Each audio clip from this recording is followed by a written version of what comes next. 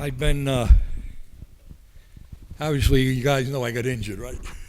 Some of you guys, just before our last Bengal game last year in Cleveland, I was going from the one-on-one pass pro drill over to the team period, and I slipped in a divot or on a divot and like stumbled on the sidewalk, and I went down and dislocated my right ankle, right, and broke the right leg and tore up the left knee. Over 9 weeks, it was non-weight bearing. And you talk about being humble, that's humbling, okay? And now just the last, 5 or 6 weeks, I've been able to get up, move around. Now I can walk. Last couple of therapy sessions, I walked the whole session with no cane. With just a cane. So it's getting there. It's not where I need to be yet, but we're here at this clinic. This is the 36th year. The 36th year of this clinic. And I tell the guys, if you have a question and you don't get it answered and you're at this clinic, it is your fault. It's your fault, because there's enough guys at this clinic, okay, that if you have a problem with something or a technique problem, or if you have a problem with a blocking or assignment or a blitz or a play, there's somebody in this room that can answer it. Doesn't necessarily have to be the speakers. There's somebody in this room that can answer your question. So this clinic's been going on forever.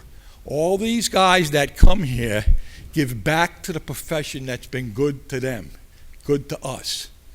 Okay, so this started with 6 guys, okay, in the Cincinnati Bengal office with Jim McNally.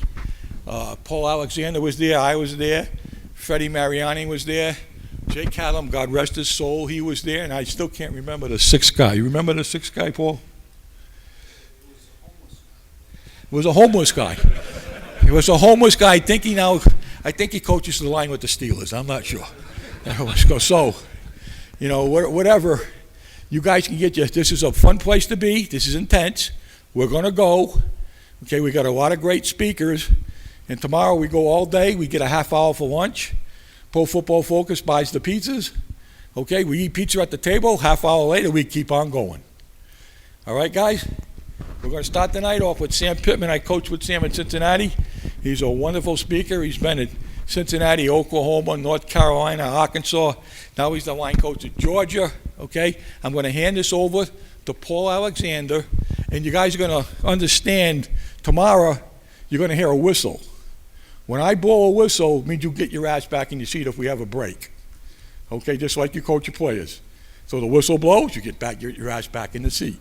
Okay? Now, Paul's going to run tonight's show. Paul, come on up. I'm quite sure I'll have a few tidbits of information for you. Paul Alexander. Okay, this is thanks everyone for coming. This is great. It's going to be fun tonight. We'll have 4 speakers, and then at the end, the speakers will be up front, and we'll do a question 5. We'll have a question-answer period. Any question you got, we'll pass it around, different ways to do things, et cetera, et cetera. It's a tragedy what happened to Bob. But with all bad things, there's some good that comes out of it. That spot that he fell with all this rain is now called Wiley Lake. It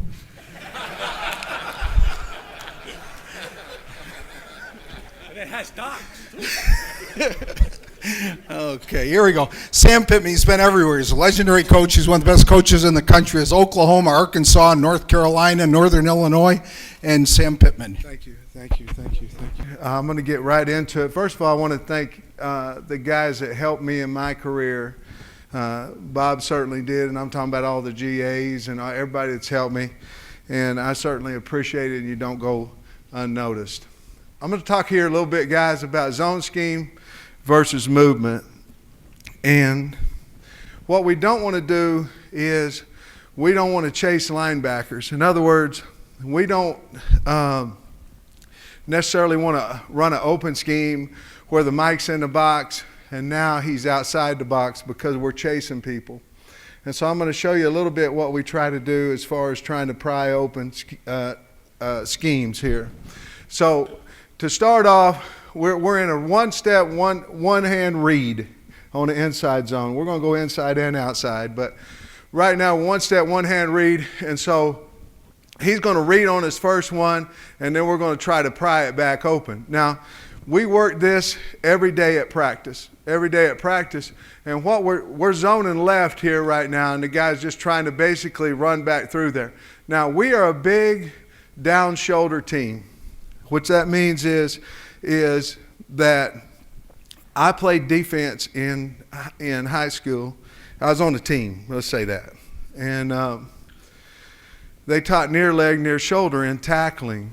And basically, if you look at offensive line play, a lot of it is near leg, near shoulder, because you're talking about getting your second step in the ground. You're talking about leverage. There's all kinds of leverage. There's hand leverage. There's shoulder pad leverage. And so what we're trying to talk about is we need a down shoulder. So if we talk about a down shoulder, that just means that has to be underneath his, because you're either going to control your destination by the level of your shoulder pad, or he's going to control it. You're going to control the angle of your gap by the height of your attack shoulder, or he's going to control it. So if my shoulder's up, he's going to hit this shoulder and he's going to take me out of my gap. He's also going to take me wherever he wants to take me. If my shoulder's down, we believe that we can control our destination. We talk to him all the time about you're going to control your destination, or he's going to control your destination.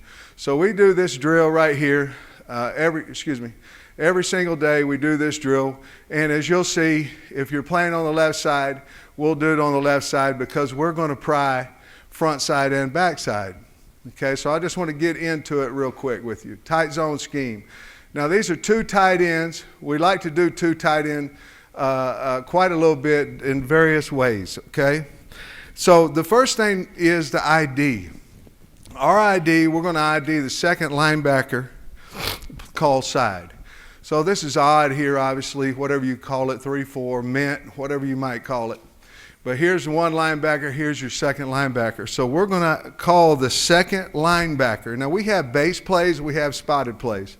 Base plays, we would never count a safety.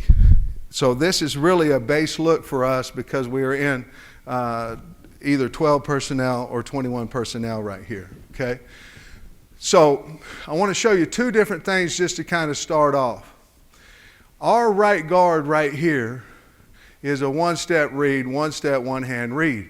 And that's what he's doing. He's going out there. But what we would like for him to do is get back vertical. If he goes away, we want to get back vertical, because we want an opportunity to pry both sides, not only front side, but back side. Now, our left guard here is doing exactly what we just practiced right here, okay?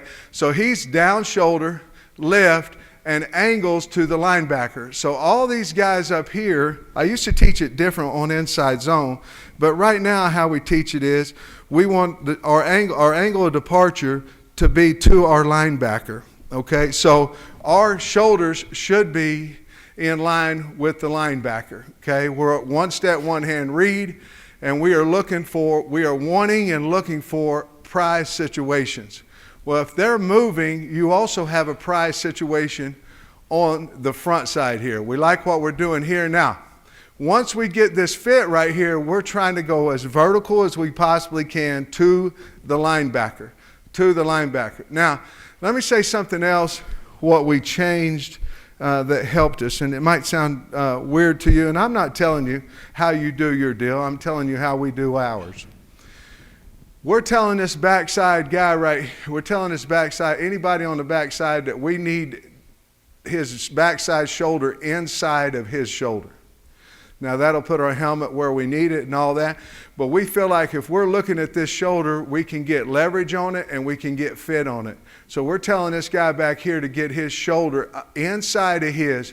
I used to teach it that he would cover everything that he sees here, but the problem was a lot of times the back would hit the A gap and not the B gap, and we would get 3 or 4 yards when we could get a lot more. So we did change that on the backside. Let's go back here to the next one. So now we're running zone to the left, and our center's not very good here. But what we're telling these guys on the outside is these guys on right here are base blockers. And where you get in trouble a lot of times in the zone scheme is if you know you have help somewhere, and if you know you have that help, a lot of times you'll go too wide, because I got help over there, I got help. So what we tell our guys is this guy right here, This guy right here is a base blocker. He's a base blocker.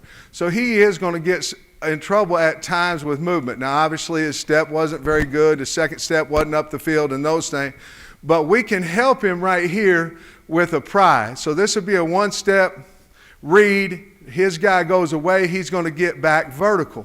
Now, when he gets back vertical, we're trying to take that shoulder down, the second step up the field, and we're coming through here. Now, if this guy would have done what he was supposed to, he did not, we probably would have had double pry on both sides.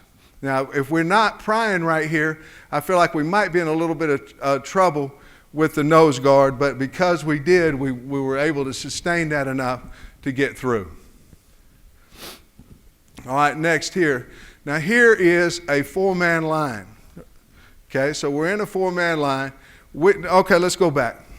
We're not trying to run this play right here into numbers, and we're not trying to run it into blitz. So our quarterback right here, we obviously, this is Sonic Blitz, Sam strong safety.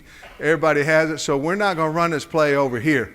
We're going to run it away, okay? We're making the middle guy the Mike linebacker. So we should have a pry possibility at the right guard and a pry possibility at the center, and possibly a prize possibility at the left guard, depending on what they do here. So as you see right here, we are expecting, because we've made a call over here. Now, you coaches, I know you do, but you got to coach outside this box right here. You have to coach outside the box. You have to coach safeties. You have to coach caps. And what we call a cap is a safety directly behind the Sam or the nickel Sam or the Willie, or outside of him. If he's inside of him, we don't feel like he's capped. If he's outside or behind him, we feel like he is. We feel like we have potential for action. So for us right here, we would make a call right here. Obviously, this one's easy because you got the strong safety sitting on the line of scrimmage. But we would make a call right here to alert everybody up here that there is major possibility that we're getting action to our right, to our right. Okay, now we're not really liking 74 right here, because to me he should be having his left shoulder, and he's not doing much anything at all technique wise. We do like 66. He's got to be looking for a pry possibility, and we do like 79, except he's too high. And then 77 here, he's trying to cut him out. We're trying to win as many gaps up there as we possibly can. In other words, if they're going to move on us, we're trying to get a hole in the front side, we're trying to get a hole in the back side. When I first was teaching inside zone, the hole was always, to me, going to be backside. And now we're trying to do it where it's both ways here. Okay, so obviously you have an odd front right here. Whatever you think is going to happen here, our quarterback knows. Well, you see, here's your cap right here. Here's your safety on the ball. Here's your cap. You got a safety or a corner, depending on what he is, behind another safety. All right, so everybody here knows we got action. So we're going to make a call over on this side, over on the right side, to let everybody know, hey, listen, there's potential here that you got action. You got action. So now we should have a pry by 65, and we certainly could get a pry by 66. But we're sitting here with the pry. We should have a good pry right there. And so there's your 1, 2. He's got to get his second step up the field. It has to go up the field. Now look, I know there's a lot of people teaching the zone scheme, lateral. You're looking for movement, lateral, and then going. Lateral. I understand that. And whoever does that, I guarantee they can put up tape here and they're having great success. We don't do that, right? What we do is we're one step read, and our second step has to get on the ground and up the field. And then here is basically near leg, near shoulder. And then once that happens, now we don't, at Georgia, we just coach these guys right here. We don't coach the tight end, so you can't be bagging on me for that deal. Or the wide out. Okay? All right. Odd again. You got action. You see where the action's coming, correct? Everybody here sees the action coming. So we're going to make a call over here to let us know, hey, look, there's a possibility that they're rolling to our left. When that happens, these two guards right here are going in immediate pry alert because we're a base blocker at center, we're a base blocker at left tackle. Now, this is bad over here by the left tackle, but the pry is good. So right now we're trying to win a gap, and we feel like we won this gap right here. Now, we're not good enough to tell Seven where to run the ball. He's going to run it wherever he can. But we do not want a hole that goes only lateral. We don't want just a lateral hole because the back can't make as good a cut as if we have a lateral and a vertical hole. So we're trying to move people at ways, but we're also trying to move left and right, but we're also trying to move them down the football field. Sammy, will you go talk about the center technique when you face them? Yeah, yes, sir. On our center, everybody up here, with the exception of, and I've got it on here, with the exception of if we're running to a 3 technique and we've made the mic backside. With that, everybody up here is going to step with their play side foot, okay? So the center right here, what we tell our center is that he, on this case, is going left. So he's left-right. He's trying to get his backside shoulder slightly inside of this near shoulder right here. That's what we call a base block. On 1, that's position, and that's also position with his hands. On 2, the second step should get up the field. As a center, it's not going to get very far. It may get that far, but it's got to get up the field. Anytime that I'm positioning my feet, I have to position my hands. If I don't, what happens is I get surprised, and you shouldn't have any surprises in football. So once my foot fires, my hands have to be ready. And you can see he's got his backside shoulder just inside of him, and now he's trying to lift. He's trying to lift him out. Now, we talk a lot about the lift because of different reasons, but one of them is because you can't lift anything that you don't have leverage on. So we talk a lot about the lift. The other reason is because lifting will fire your hips. It'll fire your hips, and that's where your power is. If you don't step forward, it's hard for you. On your second step, it's hard for you to fire your hips because your hips will be setting behind you. Okay?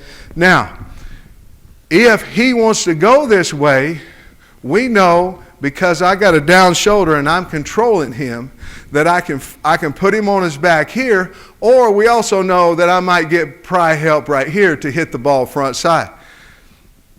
Now here, obviously the case is the guard did not. He one step readed it. He should have come straight back vertical up the field, because what happens is this. It ain't my damn team. We don't do a lot of crossing the ball inside zone. And the reason is because, now we put it in this spring, we got a new coordinator, and so we put it in this spring, lost 4 or 5 yards every time we ran. No, you know how that goes. But anyway, so we don't do it, and the reason is because I don't want these linebackers to rock back on me. You know, I don't want them to.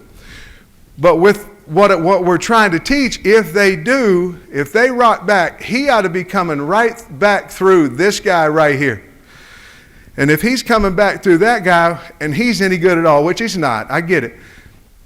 He's any good at all, we might hit that ball front side as well. You're telling your back to go to the heel line of the original line of scrimmage. If he does that, you're going to have opportunity to hit the ball front side or opportunity to hit the ball backside. I really like this here because he does have a down shoulder. He's lifting through with that shoulder in hand right here. He's controlling that. And therefore, now, if we're any good at all, we have a chance to go here or we have a chance to go backside. Okay, remember, RID, now those are a lot of odds on here. Okay, RID is a second linebacker. So if we happen to go to a 3 technique, have y'all ever got in trouble where you got 12 personnel and you got a tight end here? Well, we do right here, and the quarterback goes over here to the 3 technique. And you know what happens is because what we're doing is we're spot IDing instead of base IDing. Well, the mic in this case is right there. No matter what. If this guy was in the box, that's still the mic linebacker. So what we're saying is that we're going to identify the Mike no matter where he is. And a lot of times when you get into this look, guys will identify front side. And when you do that, you leave him unblocked. Now, I want to talk about this one right here. We're running to the left, and here's what I want to talk about with the center, okay? So we have a single block here. Here's our Mike ID. These guys got nowhere to go, so they're in a man scheme. Basically, here's the Mike. This guy sitting out here is the Willie. So we got a man call right here. There's no place to go. If this guy happened to come down in the box at linebacker depth, we would claim him. But right now, we're not. We got a man scheme going on the backside. If you'll watch the center right here, these are things that you can work on. You know, a lot of times your tight end coach will take the tackles and tight ends, and you'll be left with the 3 inside guys.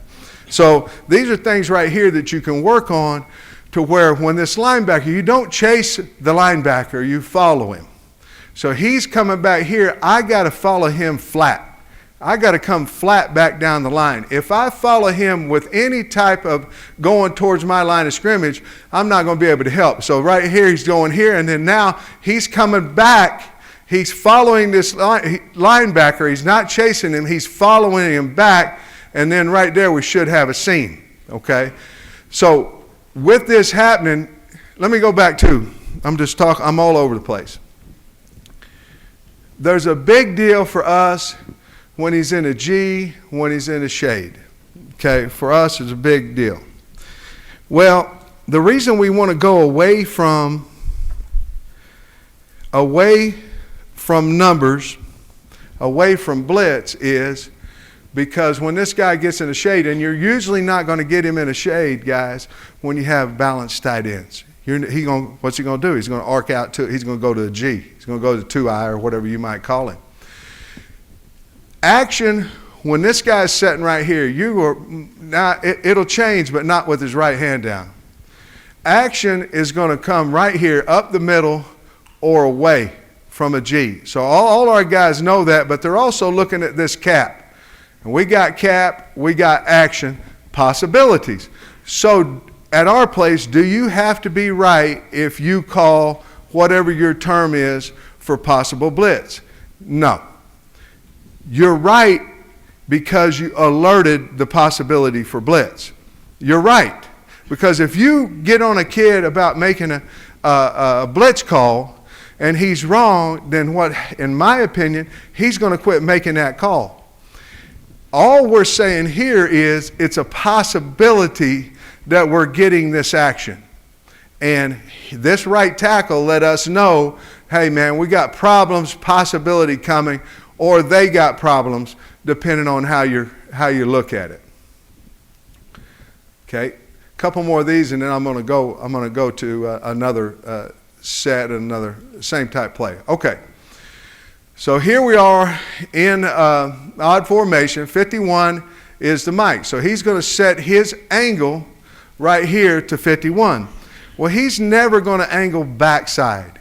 The furthest he's going to go is square. Okay, so he's going to be squared up right here, and you got an easy-ass pry coming up right here when this guy goes backside. Now, the key to me, again, is getting a second step up the field. You don't want to catch, because if you don't, you're going to catch this guy, and he's going to keep running. So you have to get your second step up the field and get the down shoulder and that second step up the field. Now, I wish he'd get the second step a little bit more vertical right here, but his fit with his shoulders and his lift was outstanding. So you go back on the backside, and he's doing the same thing right here, except he's not closing down the farm and he's not lifting. So he fit it, but his feet stopped. Where 65 fit it, see, 66 thinks he can just knock his ass out right here. Well, he can't. Where 65 did that, and his feet kept climbing to the linebacker.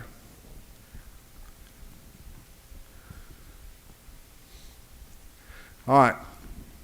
We're terrible over here on this side. We're horrible. This should be a single. They moved on us right here. This should be a single from the get-go. This should be a single. Now it's hard because you got a 4-eye sitting here, and he's going to move. He's not going to move late. So this guy right here is in Never Never Land. Well, that's why you talk. That's why you communicate. If he said single, this guy would cover him all up. If he said double, this guy would cover him all up. The only thing is he'd know if he goes inside that he's going to help him. So there's no communication right here. All I want to show you is we're looking more at the backside right here, where he's coming right here. A lot of times guys will call this slow playing the backside or something like that. All we're trying to do is we're going to say pry the backside, and he's got to get his feet in position here to where he can get near leg, near shoulder, which is right and right there.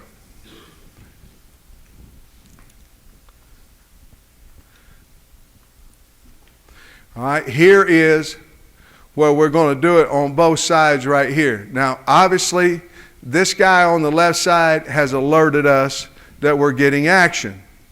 So this is a little bit more of a hop and this, that. Now, let me go back here with this.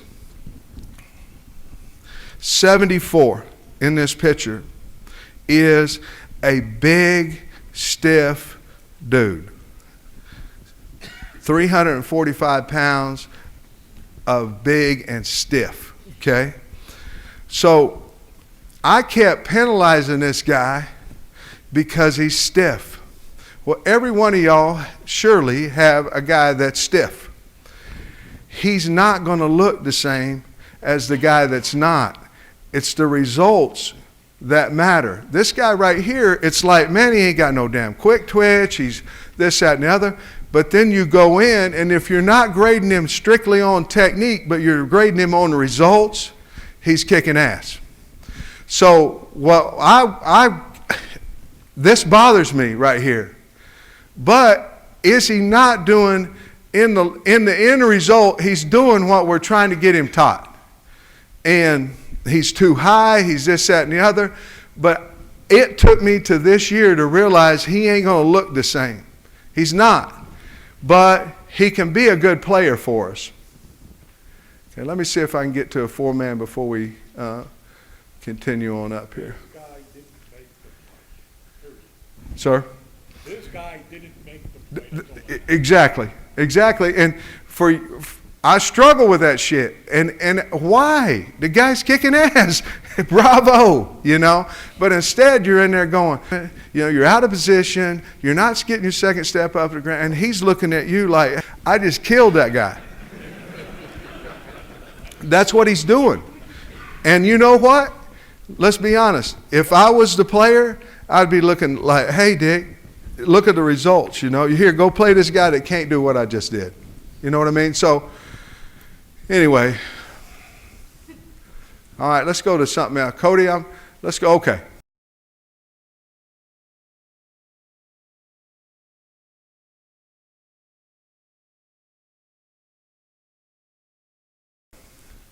Now, I only have a couple of examples here, but I want to show you some good and some bad.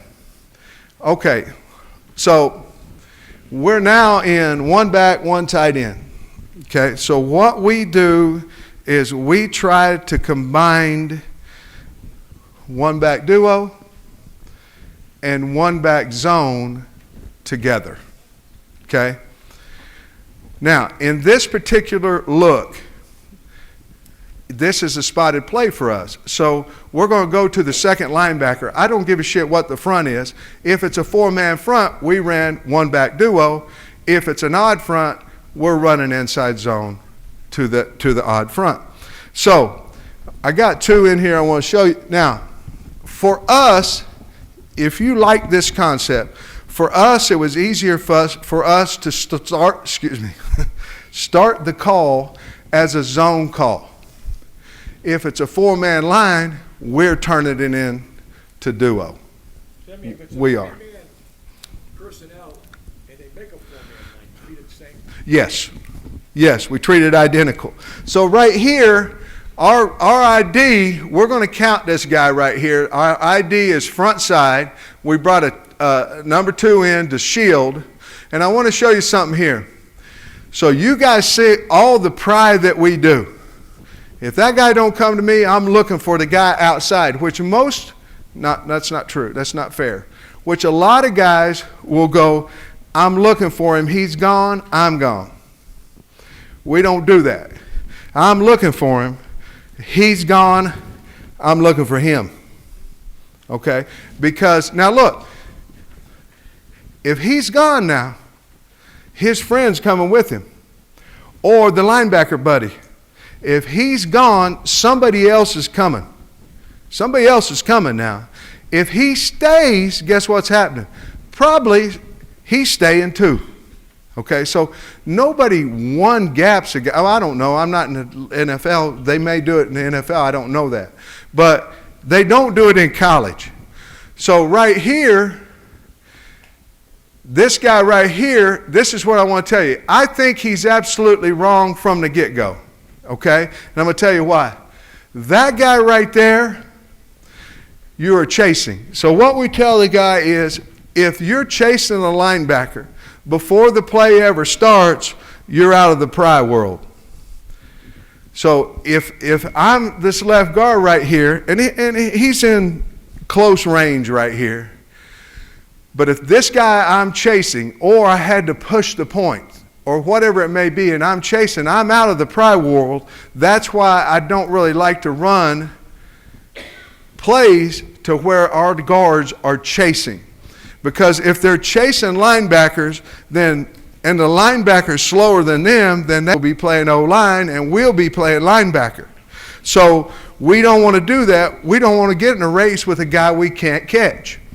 So right here, you see what, he sees it, he's prying. Well, shit, when he pries, look at the gap. We're going to get beat. We're going to get beat. So he's prying right here, we're going to get beat, which he did. Now you go back to this one right here. Now we are running duo. We got a 4-man line. We made the mic. Now, I know it's going to sound different, Paul. Because we called it zone to begin with, we're making the mic always the second linebacker. I know we're a duo, you'd probably go front side, but because of the way we're doing the play, we're making the mic backside, which makes this guy the Sam. Now, if the Sam linebacker is if he's head up or inside, we're going to call deuce. For us, deuce means we're working inside footwork. If he becomes outside of this guard, we're going to call pinch, which for us, that means we're both stepping with our right foot at this point, okay? So right here, the mic's backside, we are going to deuce. So this should be a left-right right here. Because, why? Because we're always stepping to the gap where our possibility of danger is. So he's back here, he could steal this gap. Shit, if we both step right, left right here, we're toast. Because that's the Sam. So we're sitting right here in this deuce world. Now, where are we wrong? We're wrong right here. These two guys got to get to him. And we're not doing it. We're making the MA back here. But here's your deuce, okay, which is okay, but we've got to come off. Now, because this is a zone scheme, a lot of times you'll go, well, if we call deuce, that's a gap scheme for us. So if we call that, we have to get this vertical. We ain't going to the linebacker anymore. We're taking it vertical off the ball, okay? Because we're using basically gap scheme rules. All right.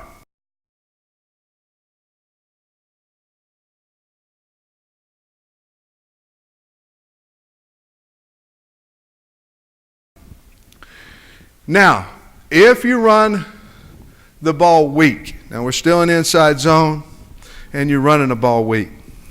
If you run the ball weak, and you open this look every single time, in other words, you declare this guy the Mike linebacker, okay? This is all spotted, so if we're running weak, we spot the first guy in the box. That's the Mike. That starts this thing, okay? If this guy comes down over here, now look,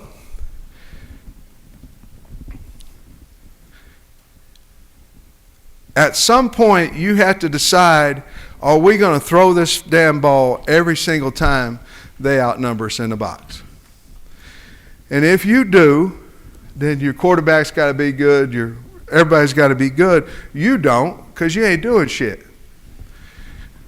Well, I mean, it's true. We go for a freaking 5-minute RPO period at our place. You know what our line does? They don't do anything, because they know the damn ball's out. Ball's out, ball's out. They run inside zone, they bullshit around, throw it, ball. What we are trying to do, so you'll understand, is we are trying not to push the mic point outside the box. We're not. Again, what's that mean? If I do, these two guys are chasing that guy. Our pry possibilities are gone. We don't have any. Remember, if the mic's in front of you, your responsibility is in front of you, you're out of the pry business. So if that happens, we're done. We're gone. So right here, the mic is always going to be right there by our center. He's going to declare whether we got to stretch the mic or not. He's looking for that, okay? He's going to declare. But what happens is, if we just open the call every single time, and I know you guys can show me 100,000 times where you don't block that guy right there, he hits it up there and he makes a lot of yards. I know that. I know that. Or you can show me you open it every single time and that guy throws the ball. We're trying to run the ball at Georgia. As best we can, we're trying to run the ball, and we're telling that guy, you better be right. On this one, we're saying your ass better be right, you open this call. You better be right. And there'll be 2 or 3 times, 4 or 5 maybe a year that we miss the call. But we would rather live with that and run this damn ball into this look right here, where now we've got 2 pries, and we're rolling. Now the tackle right here, you got to get off on this guy. We're confused here. But you have to, I think, remember this old stiff-ass kid again. He don't look like 66. Now, if you had something to say with 66, you would say your damn shoulder's too high. Because if it wasn't, his ass would not continue to go that way. He would go that way. He would go vertical. So if the shoulder's up, he's going to control you. If it's down, you have a great opportunity. You see where he's going. His ass going way there. Think if he don't right here and he gets back vertical, we might score a touchdown. Instead, we get damn 1 yard or whatever it is. All right, let's go back here. We're running weak zone. Here's your mic point. Now you can see here, remember on 66 the last time the linebacker was sitting inside here and he pried? These guys are fast, you know. So he pried and he took it. Now he's in great opportunity to pry. Would you agree? So now he's in great opportunity to pry, and he has plenty of time here. What we're trying to do, guys, is we're trying to win more gaps than the obvious. Here's the obvious gap. Well, guess what? They set this bitch right here, so they knowing that. We're trying to say, hey, look, we're going to hit it inside of this guy if we can. Okay, because they ain't going to put that guy in here. We'll run damn stretch. So he's in perfect shape to make the play, and he should here because we don't win any gaps in here. We don't win. Well, I mean, if our center's better right here, if he's better, we might win that gap. But I see what the back's doing, and I'm not good enough. Hell, if I want to be the running back coach, I'd apply for it. I'd have to lose a lot of weight. All right, now, so we're going to the right. Bob, when you and I were together, since then, I put on 50 pounds. It's hard as shit to do now. It's hard, guys. 1996, that's 23 years. That's 2 pounds a year. It ain't easy. But I've been consistent with it, and I'm doing pretty damn good. Now, next year is going to be another challenge. But if I see y'all again, I'll probably be up 2.5, 3 pounds. I'm working on it.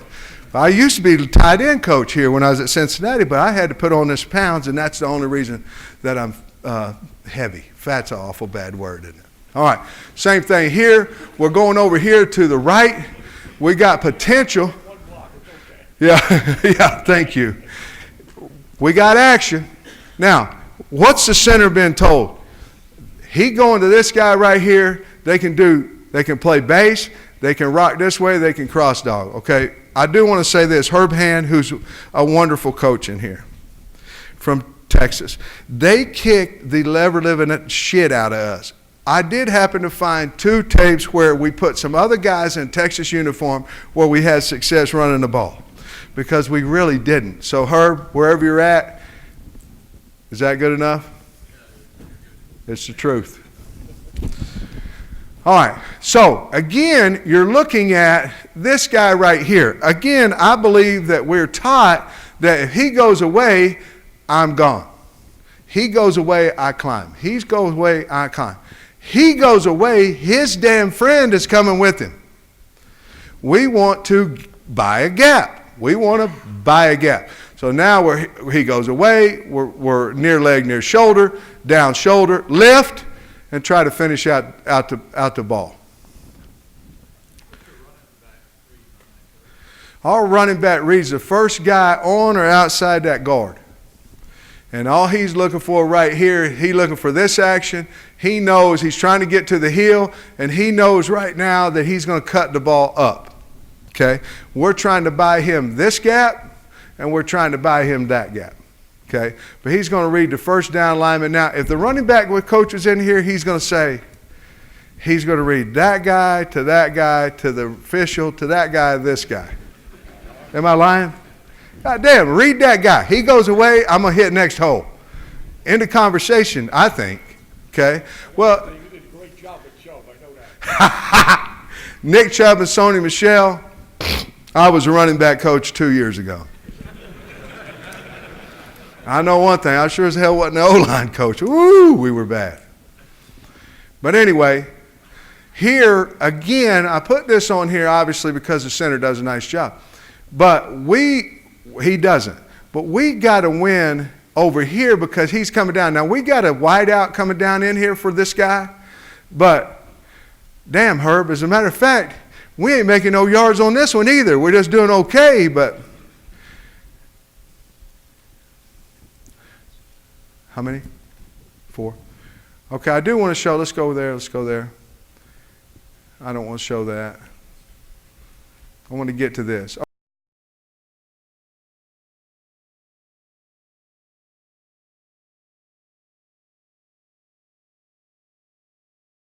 Okay. A lot of different ways to skin a cat, and I think the O-line coach from NC State, you going to talk about stretch, coach? Yes, sir. So I don't need to talk about it, to be honest. He's wonderful and does a great job. But when we do this right here, we again are trying to identify the second linebacker in the box. Now, a lot of guys go front side and they chase everything, they cut it back in there. We just don't do it that way. That's not to say that it's not correct. So our Mike spot is backside. Now, we went round and round on the backside of whether we should man this back here or roll with it. Because we're making the Mike backside, or the number 2 guy, we believe that we can make this ball hit front side. We're going to let him go. Okay? Now, they did not catch us last year, but that doesn't mean that they can't, but they did not. So right here, you see this guy, his linebacker's inside of him. He will make a call that lets this tight end coming over here go, hey, dude, I ain't going to help you very much. He's still going to step right, and he's coming back, and there's your pry. Now, the center's always got A-gap. He's got this linebacker, but he always has A-gap through. Now, what we tell our guys on this is we're running and chasing front side half, and we're going to run until we get it, and then we're going to try to fit our down shoulder and get it vertical. But as you can see here, they got action. We're taking them out of their gap here, and we're trying to hit the hole. Linebacker would be second guy. In this one right here, our Mike Declare would be right there. Okay? So we're running there. Here's your Sam on the outside. Obviously now, this time we ran it into blitz right here. And you know, if we knew it was coming, we might make some type of tick call here. We do not. Obviously, we don't see it. Now, we don't teach cutting. I talked to the New England Patriots, and they're freaking awesome at it. But this guy should be gone, man. He ought to be gone. And so this cut cost us 2 of our own. But I do like the way this guy, and his target here is front side half. 1, 2. We're going to chase till we get it. We're going to run on the back side. And he should fit his right shoulder as tight as he can to that half. Okay, let me see if I got a little bit better look at it. All right, we got a 4 down line. So we have made the Mike backside. We made him here. Now, you say, well, if this guy comes down here, if he comes down over here on this side, what we will do is we will run zone away. If we run zone away, then we've got all our prize that we're talking about. If we have to push the point front side on stretch plays, because there's a lot of teaching and coach will tell you how to do it all, but there's a lot of teaching that if we have to push the point front side in a 4-man line, we will run the opposite way. At that point, it just becomes a numbers game for us. Again, it's backside, and we're running the backside here. So we made the point here. These two then would be responsible for front side. Am I up, Coach? Fellas, it's an honor. I want to apologize because Seriously, on that pride, could you just show real quick the technique on the hand and shoulder on that? it's just as I'm positioning my first, I'm getting my hand ready. So this one's here, this one's cocked. And then on my second step, I'm down shoulder. I'm here with my hand. I'm lifting up through. It's very, very simple. Yeah, hand and shoulder. It's not a pry for us. It's a hand and shoulder. Now, when you first start teaching it, it's a little easier for the guy to pry. As long as he's getting his shoulder, and then we'll try to teach him his hand.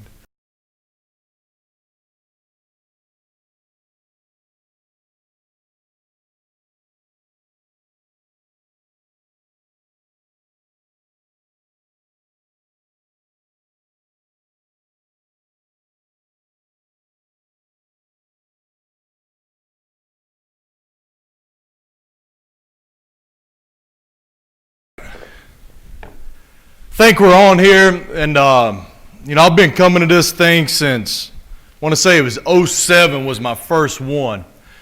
And it was, when I was a player out in San Francisco, I remember Pat Morse and a lot of those veteran guys, they used to talk about this clinic. Because Bob McKittrick used to talk about it all the time. And always piqued my interest. And so when I got into coaching, found out about the clinic, started coming to it, and I can't think Bob, Paul, all the coaches and the speakers that have spoken at this. I've gotten so much, like anything I'm talking about, I've gotten it from somebody else. Like I've gotten so much of everything that I'm doing, how much you guys have shaped me as a coach. And this clinic, I mean, it's unique. I mean, not often you get together in a room with offensive line coaches and talk about schemes and issues that we're having. And so it's an honor, an absolute honor to be up here. And so what I'm going to talk about, I'm going to hit a little bit on the run game principles, okay? Hit a little bit on run game principles, some things that I think is very important in the run game that I value, and I'll show a couple of drills with it. And what I like to do is with the drill work, I like to try to show you game film of that as well so you can see it being executed.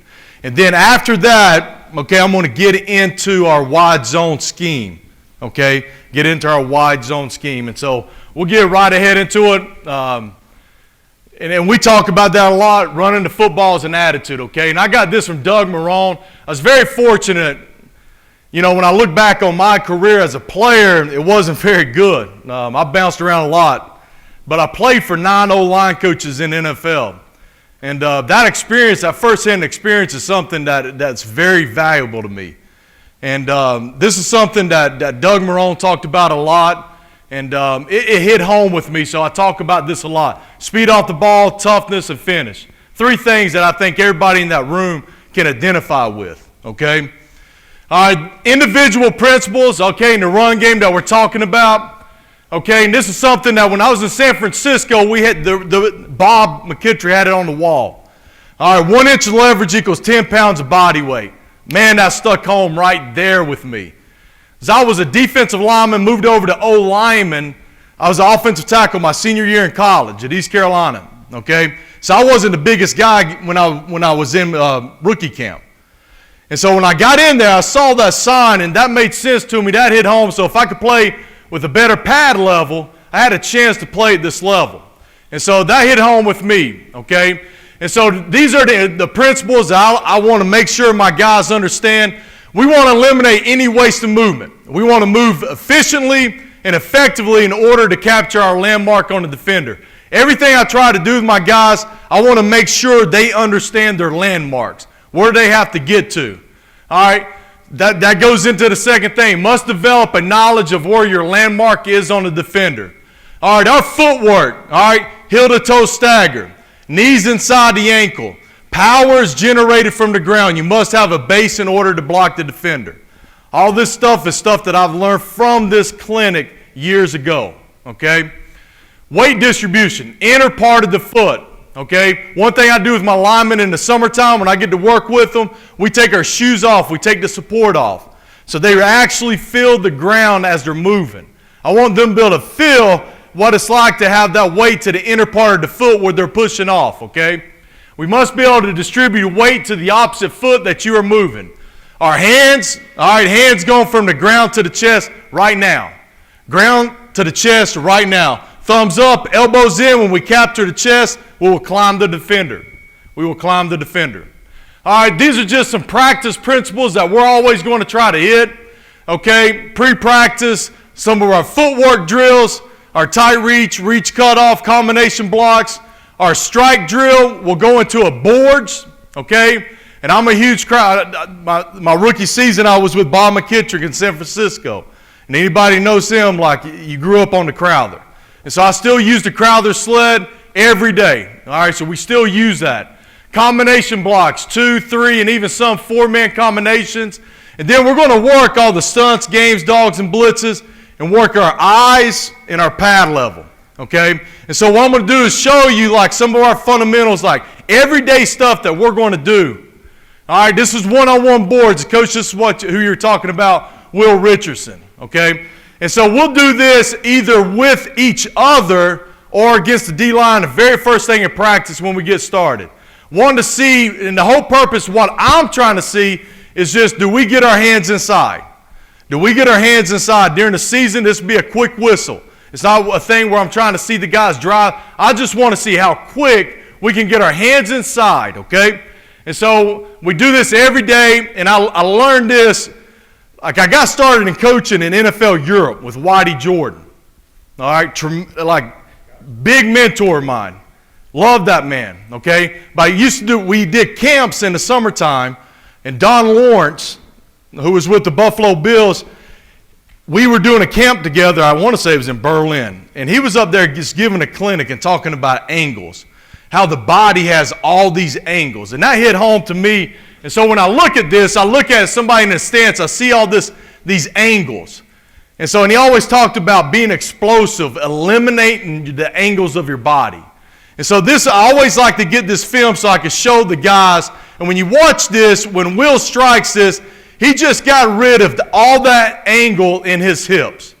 The hands came up and inside right now, okay? And so to me, and you see how he's being tight with it, with the elbows. And you see from the back, you see how tight the elbows are to the rib cage. Thumbs being up, thumbs being out. And so this is something that we do every day, okay? It's something that we do every day. And the same thing, just wanting to see the guys get their hands inside. When I first got to NC State, I was there for the past 3 years, okay? They had, their defensive line, they had the 4 starters. One went in each round of the draft 2 years ago. One went in the first round, one went in the second round, one went in the third, one went in the fourth. My first day of practice, I was like, holy shit, these guys are, no, they're not good, they're great. They're great with their hands. Ryan Nielsen was the defensive line coach. And so we had to focus so much on just our hands in order to be able to try to win some of these blocks. And so it forced me to really spend a lot of time with that. And so we do that, and then after we go to that, we come here to the Crowther and we do a 6-point explosion. A 6-point explosion. I want to work and try to get these guys being explosive, getting the hips going, thumbs up, hands to the chest. And how explosive can they be into that back? How quick can they eliminate okay, that power angle in their body. And so we do this every day, so that's right after the board drills, okay? Same thing, this was just from this past season. How fast, how quick can they eliminate that angle in their hips exploding on the bag?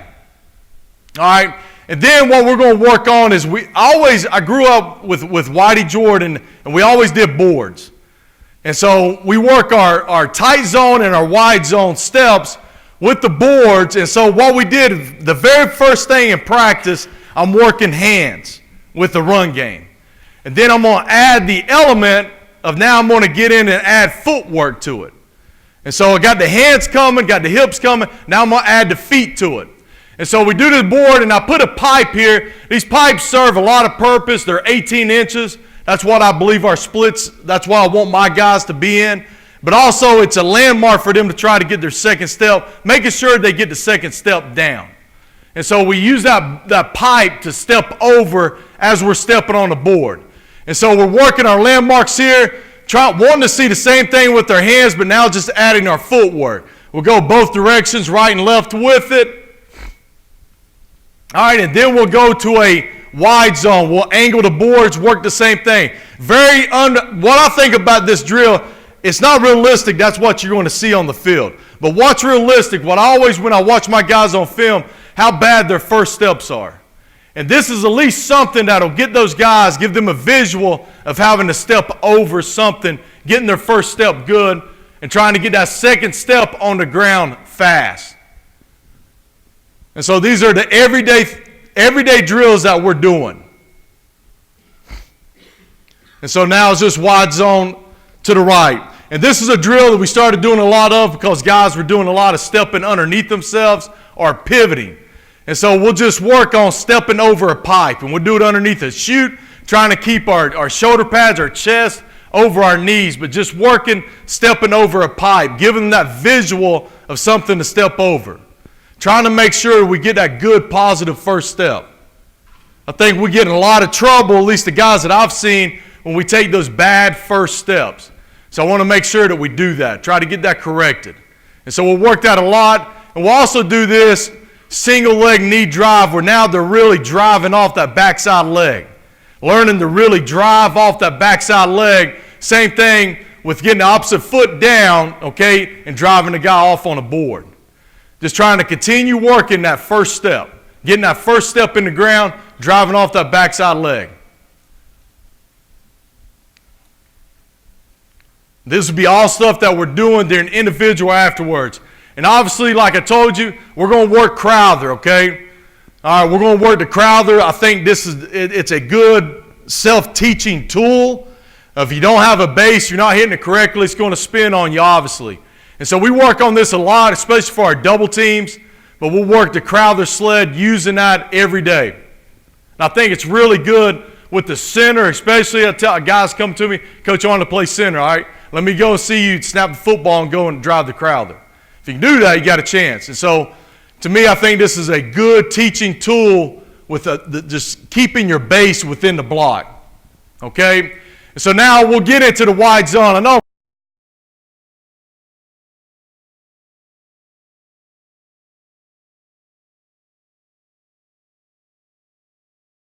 know I'm kind of bouncing around, but what I want to do is I'm trying to give you as much as I can. All right, like I said, it's an honor to get up here and speak. And so I'm trying to give you as much as I can in this 45 minutes. And so the wide zone for me, all right, we talk about the why. Okay, when I was in NFL Europe, you had like 4 weeks to prepare, and I was with Whitey Jordan.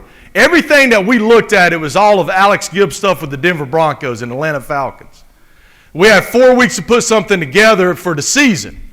So anything that I could get my hands on with anybody that's running the wide zone, I was grabbing it. I was getting it. I was going to try to hear them talk, okay? And so really try to study this as much as I could, all right?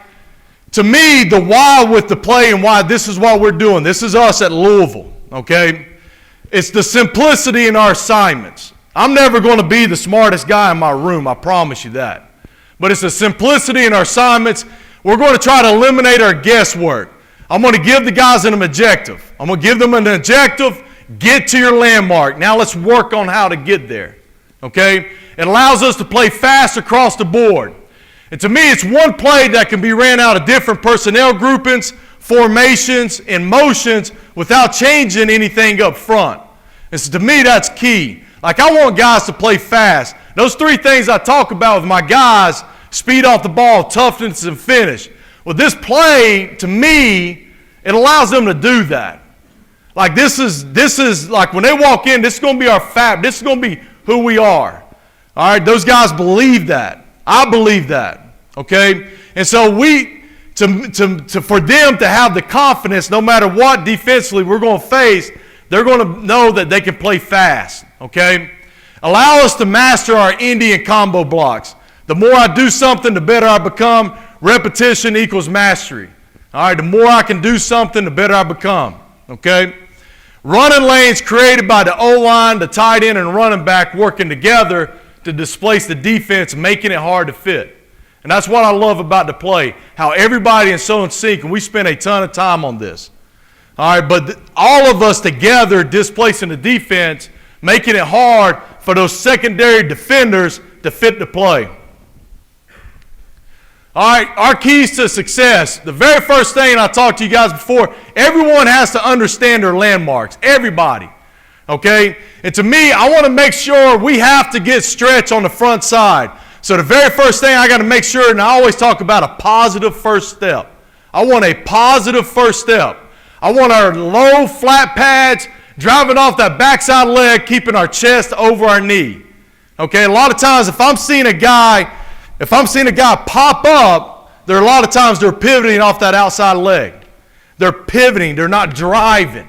And so I'm trying to get them in that drive mode. Drive. So keeping that low pad, keeping our chest over our knees, okay, and taking that positive first step. Get to our landmark and get vertical. Okay, when I talk about wide zone, this play, I want us to get to our landmarks. I want us to get vertical. We're not trying, it's not something where when I first talk about this with the players where they're trying to get, yeah, coach, I got to my landmark. No, you didn't. We got to go through the defender to our landmark, and let's get vertical now. Let's get vertical. All right, and so on the front side, we want to stretch. On the back side, all right, we got to create a wall somehow.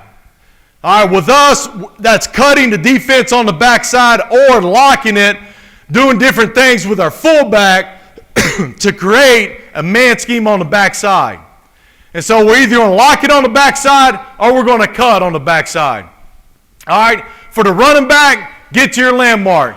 We always say it's a one cut up system, not cut back. We always say cut up. We want the ball going vertical.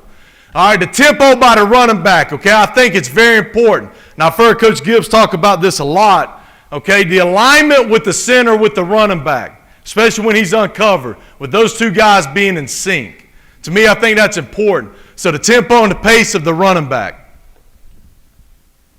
All right, for our fullback in our two-back system, understand the key terms for our entry. In our lead scheme, key to defensive end just as if you're a running back. All right, and this is the big thing for him. You may not end up on your assigned defender, but be ready to clean it up. That guy's an eraser for us, okay? That guy does so much for us to make it right, and it's a valuable part of it. All right, quarterbacks, have the backside respect our keeper game, and wide receiver, understand key terms on who to block, as their block will turn that ordinary play into an explosive play, okay? And this is for our offensive line, okay? We talk about our alignment. I put our guards' fingertips on the laces of the center shoes. And this is something I always go back and I try to look, is I want to try to get as much as I can, but still make sure I can take my steps for my combination blocks. All right, because I'm talking about my guys all the time. We want to go get the defender's ground. All right, go get his ground, being aggressive, speed off the ball, okay? And so that's something I'm always talking about, but looking at when I'm looking at film is our alignments. Are we too far up? Are we too far deep? Our splits at 18 inches, the backside tackle possible larger depending on the alignment of what's inside of them. All right, depending on what's inside of them. You know, the thing I talked about earlier, fight to get to the play side armpit and get vertical. go through that DN, get vertical, okay? Front side tackle, get to your landmark. You got to declare the read for the running back. Know where your help is coming from. Know, okay, if I'm a tackle, if that guard's coming with me. Know if he's coming with you. If he's not, that's going to tighten up your landmark. So you got to know where your help is, all right? Offensive line, we're going to be responsible for our play side gap, and that's going to take precedence over everything. All right, must create a wall on the backside through cuts or locking. Okay, for our running back, okay, we want that back to be able to understand fronts as we're showing them defense. All right, we want to give him those visuals. The guy's got to be a good patient runner. He's got to be a physical guy that's ready to get his shoulder pads vertical, okay? You know, and I've seen a lot of different ones, okay, and have been very fortunate to be around some great ones.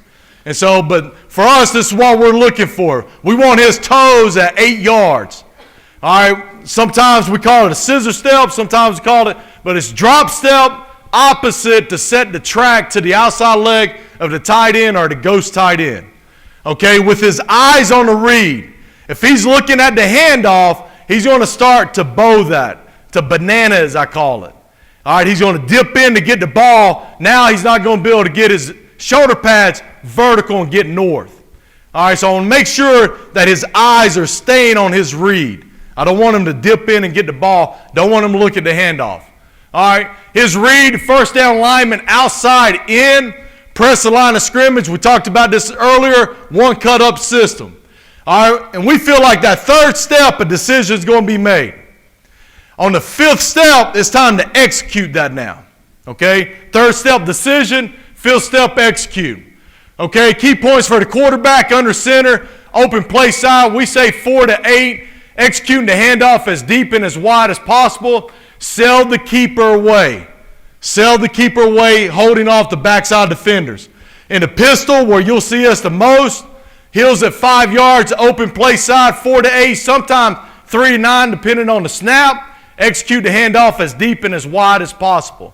And always sell the keeper away. That's an important part of it. Can't tell you how many times I brought Alex Gibbs up last year to spend some time with me at NC State. How many times he talked about the keeper game?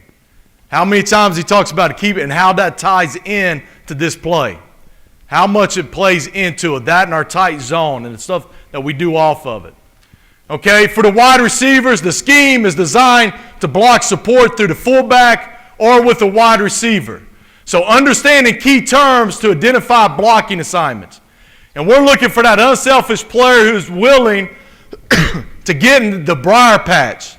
All right, we want that guy, we want to see a willingness of him to get in that box. If he has to dig somebody out, he's going to go and do it because that's going to turn that ordinary play into an explosive. All right, so now I'm going to show you like the individual blocks that we do down the line. Okay, down the line from tackle to guard to center, then our combos with our wide zone with some game examples. All right. Take 1 minute and explain the relationship between the back and the center. You touched on it, but explain to them. What I've always, and I heard Coach Gibbs talk about it, and so I started really looking at it. But to me, the back can't be too far behind or too far ahead of the center. And so when the ball is snapped, especially when the center is uncovered, so he's working to a 3 technique. He and the running back, by the time the running back takes his steps for his course, by the time he gets the handoff, he and the center look like they're in sync. And so if that ball cuts up inside, it's hitting at his landmark, okay, and it's going to go off that secondary defender off of that center's block. That center is going to be tall. We give them 3 looks. And for me, a big key to this play is our combo period with this. Like when we work these individual blocks, it's full speed. Like we got to give game-like reps. Garrett Bradbury, the kid that went to Minnesota, 18th pick overall, we called it like it's time to go. Like he understood the importance of it, but also it's a lot of work to give him those full speed reps of it. And so that's the relationship when we're talking about the relationship with the center, okay, with the running back. When we turn on film, it shouldn't be too far or too far behind. We know that his pace isn't right. So we're talking about the pace, okay, the speed of the back through the hole, getting to his landmark, being right on with the center. Hope that answers that, Bob.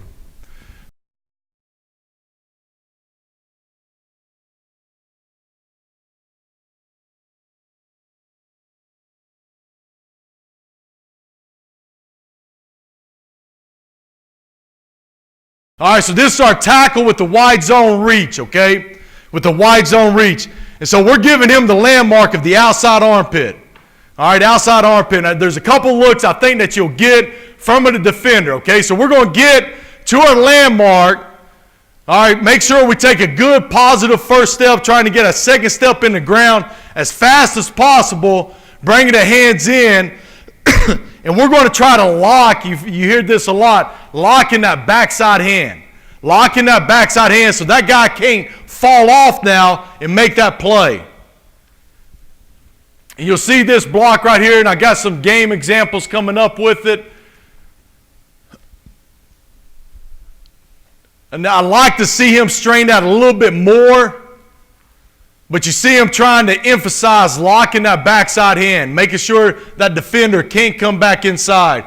And here's some examples of it, because we tell our guys, if you get to your landmark, get vertical.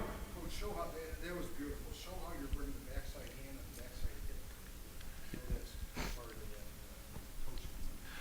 of That hand, okay, that hand and that leg, that hip, okay, coming together with your blocks like Coach is talking about. If that second step is getting in the ground like it's supposed to be getting, we're not getting a big crossover step, okay? We're getting that second step in. When we're getting that foot in the ground, this hand should be coming up and in now. It should be up and in. And I tell people a lot, like, and I know Scott is here and he's going to talk about the hands and stuff, and that's a huge emphasis with what we do every day. But I tell my guys, I give an example of, like, you know, I got a 5-year-old and a 3-year-old running around the house. They don't listen a lot of times. And if I go and grab a hold of them like this, like, okay, like he's like, all right, I'm going to test your boundaries a little bit more. But if I grab a hold of him and I twist that thumb out, where that elbow's tight, I grab his attention now. All right, now I got a hold of him, okay? And so to me, I try to give that example of the force and the power that we get when we rotate that out, when we get that hand, lock it in there, and we try to rotate that thumb out, and having this elbow tied into that knee and that hip coming with it, Coach. All right, and so we try to look for that, and also do another drill that I'll talk about this with. I don't have film of it, where we lock the guys up. Like a pre-fit, second steps in there, we locked up, and then we get through the block, and you see them trying to get the hand to where we're locking it. All right, and so for the tackles, what I'm telling them, like, when you get to the landmark, get vertical if you can. If you're able to get to his landmark, get vertical, okay? So this tackle here, all right, he's a little loose, but he got there, and he stayed on the defender, and he's working to try to get vertical. As this running back, okay, that's his read. Okay, so the tackle's got to make sure he declares that read for that running back. Okay, and so I thought that there's some good examples on here, getting there, getting vertical.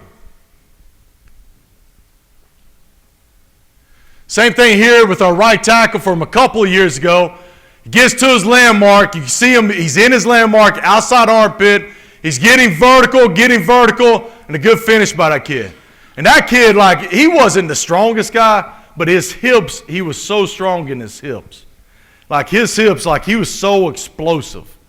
And so and you can see it all the time on the film. I really like that kid a lot. All right, and so that's the first block I work with the tackles. Getting to your landmark, get vertical. The second part is the wide zone, and I've always called it a torque. I know people don't call it that much anymore, but that's what I call it. That's what I learned, and that's what I've always called it. But it's really getting the hand in like we talked about, locking it. All right, the defender's working out, so you're really trying to force the guy with the track that he's trying to dictate to you. Okay, and here's some good examples of it. So same thing, working those same drills. Now you can see him, and you can really see where the hip and that knee comes up. We're locking that backside hand forcing that defender out now. What I'm calling it with my guys, torquing that guy out. We'll give him another read with a defensive lineman trying to come straight up field, where he's really trying to penetrate hard, where we still got to bring that backside leg, that backside hand, and still try to torque him out of there. You see the inside hand right here, trying to get him to torque out. This is a good example here, I think, of this kid. You see the inside hand.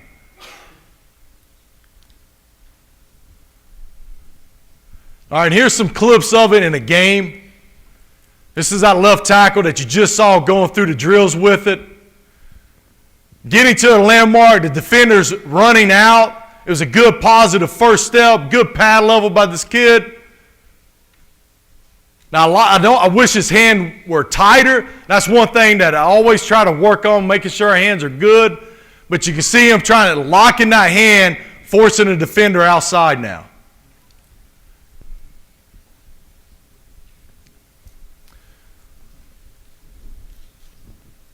Here's an example of the right tackle that we were talking about, Coach, from earlier. Good positive first step. Good positive first step. All right, it's not pivoting. It's not going behind, like I want it lateral or gaining. But you can see how that really, when he went to lock that backside in, how it helped to get that defender out. But that tackle's got to feel that. He's got to feel in practice. He's got to feel it if that defensive end is playing thick on him. So he's going to get to his landmark and get vertical. He's got to feel that guy coming and then trying to run out, so he knows how to use his hands with it now. And so that's why this is what we do. Okay, I was very fortunate I was with our current head coach, Scott Satterfield, at Appalachian State before, okay? And I was there with him for 4 years, and I went to NC State, and I was there for 3 years. Before I got there, I think NC State, the last time they had a 1,000-yard rusher, it was 14 years previous. And we had a 1,000-yard rusher each year that I was there, but the thing I liked about it, it was a different back each year. And so, to me, we do a half-line drill, but we work on our tracks so much with the backs, with the fullbacks, with the offensive line, making sure we're taking those steps, being good with our hands. And so those guys really feel like everybody's in sync with it, trying to displace the defense like we were talking about earlier. Here's another example of the right tackle here. His hand's outside, wish it was inside, but you see him trying to lock it. You see how his hips are tied in to it. I can't tell you how many times, like when we started studying this play, because in NFL Europe, we were always looking to see who we were allocating. And so we got all the Denver Broncos stuff, and when we were trying to find the landmark of the backs, I can't tell you how many times Whitey Jordan and I just rewind and pause where the back was hitting it. And so always, even when I'm watching film now, I'm always trying to see, all right, outside leg of the tight end or ghost tight end, is he getting it? When he get there, make that decision. You see the backs getting his shoulders square, getting vertical. But here's an example here with the left tackle here. Same thing, trying to get that read with the defensive end. Good finish by that kid. Good job with getting him out.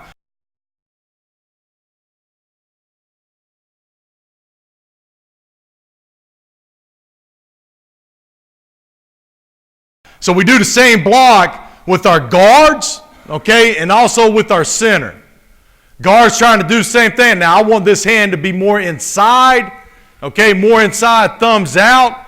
But it's the same thing as far as the steps. And what I'm trying to teach the tackle, I'm teaching the same thing with that guard. What I'm teaching with that center is a little bit different, but the premise is the same on all those guys' blocks. So those guys are interchangeable so I can truly play my best five, regardless of the position. Because they're used to those blocks, they're used to those combo blocks. So here's some examples of the guard doing the same thing. Gets to his landmark. Now stay vertical, make sure your shoulders are square.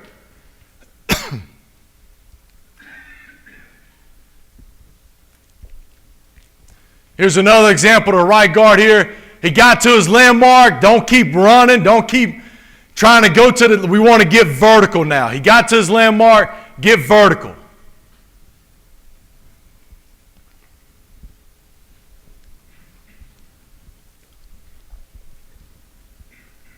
Same thing here with the right guard. Getting to his landmark. He's short, but he keeps fighting to try to get there. All right, keeps fighting to get to his landmark. He almost gets there, but it's good enough to where the back is able to get his lane.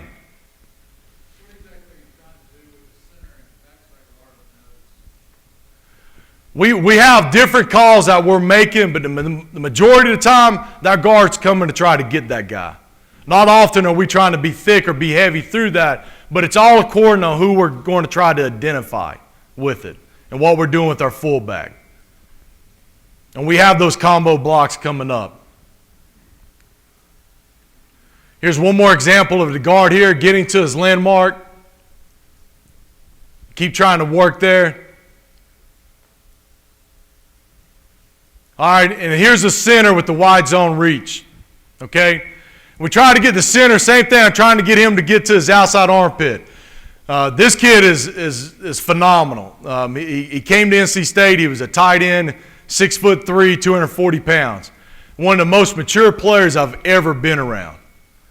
And so just a great player, and obviously, and quick, athletic, could play with leverage, was good with his hands. And so we tell him the same thing, trying to get to the outside armpit. Okay, and you get there, get vertical. If the guy runs, okay, let's take him to where he's going. Be strong with that backside hand.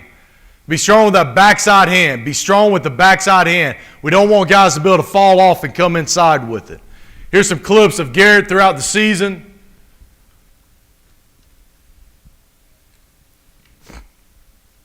And I'm trying to really just show you those individual blocks portion of it. We'll talk about these combos.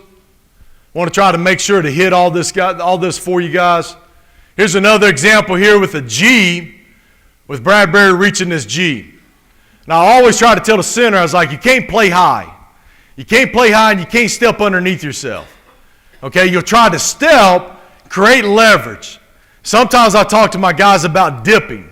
Okay, I'll talk to them about trying to dip the head to make sure they exaggerate, trying to keep their chest over their knees.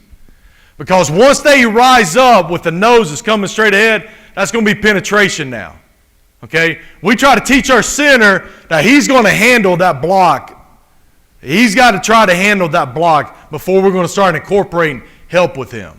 Okay? And there's going to be stuff that we'll do with the G. We'll wham him. You know, we'll run blast. Like if a guy's really just trying to run with the guard, but when he's going to try to work to where he can get his head, even though that guy's a 2I, he's a G, whatever you want to call him, but still trying to get him reached.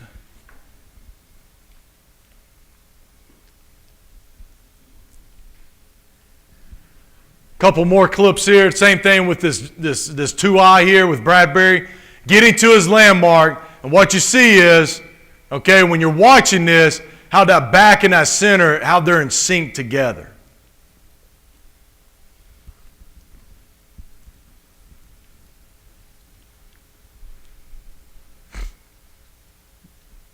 I think this is the last example right here of Bradbury. Now this is versus a 2, a head up, okay, on the guard here.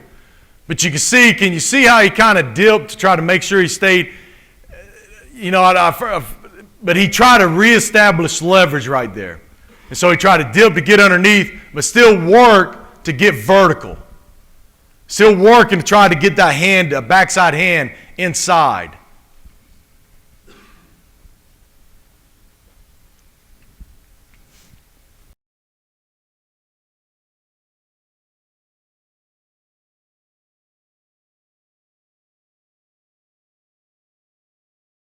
All right, and so we talked about those are all front side blocks.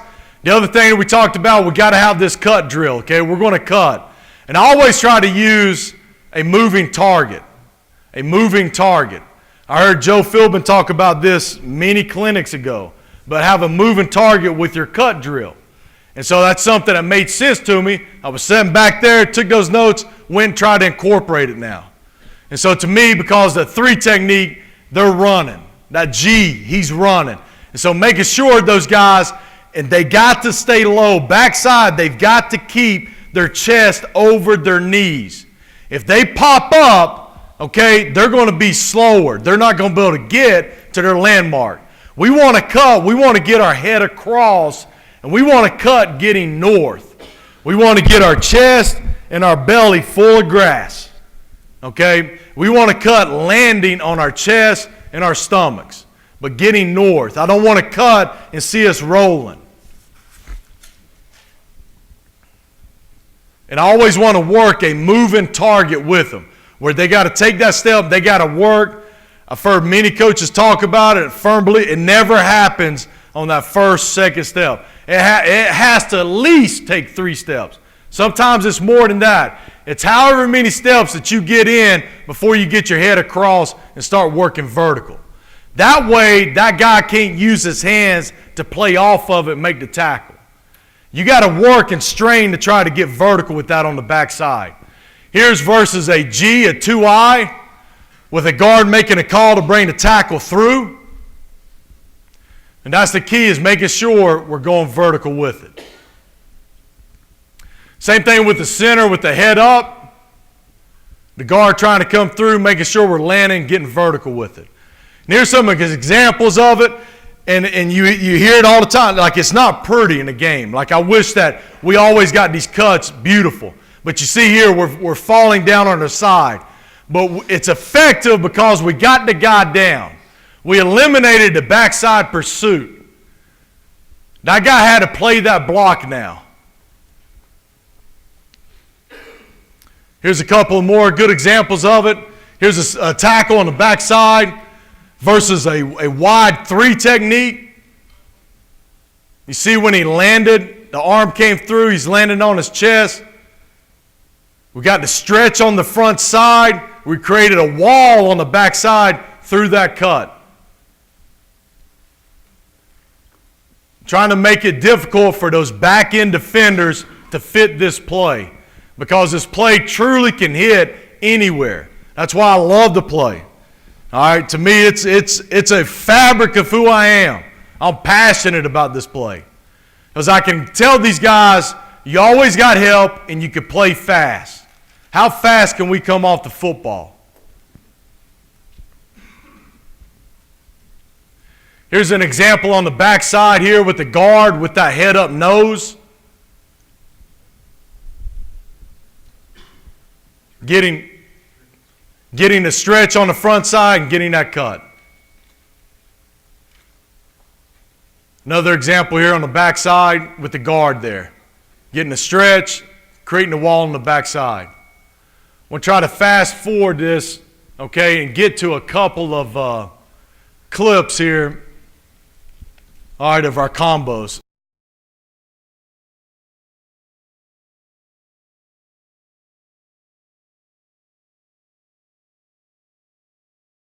All right, so this is our front side tackle and our front side guard. And what we tell this guard, he has 3 steps to make a decision. You're either going to punch over, you're going to overtake, or you're going to climb. And so this is what we work with our combination drills. And so you see the tackle and the guard working this right here, trying to give him those different looks. All right, so this is with the end coming inside. Now he's having to overtake, trying to still get to your landmark. Here's some game examples. Try to speed through some of this because I want to show you some of the center and guard stuff that we were doing. End works out, guard works up.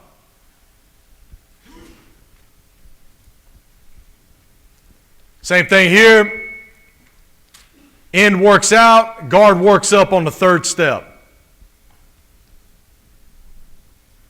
All right, end goes inside, guard overtakes, ball hits outside. And so we work those combos over and over and over. All right, so where those guys, regardless of what we're getting, they have seen that. Quickly, here's some center and front side guard work. So this is with a 3 technique that's working out. Center makes a decision on the 3rd step to climb up. All right, here's an example here with the 3 technique playing thick, so the center's going to try to snap it over, okay, and then he'll have the overtaking. Here's a couple of clips of it from games.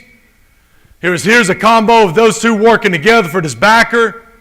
It's a good job of Garrett coming off of that. Another example, this guy playing thick, you can see him punch this guy over.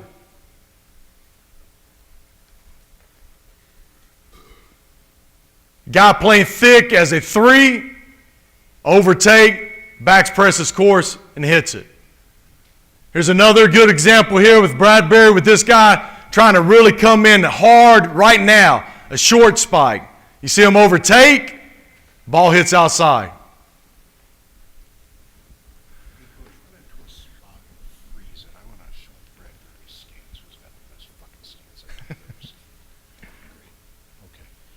Hey, this guy, thank you. Appreciate it. Thank you, guys.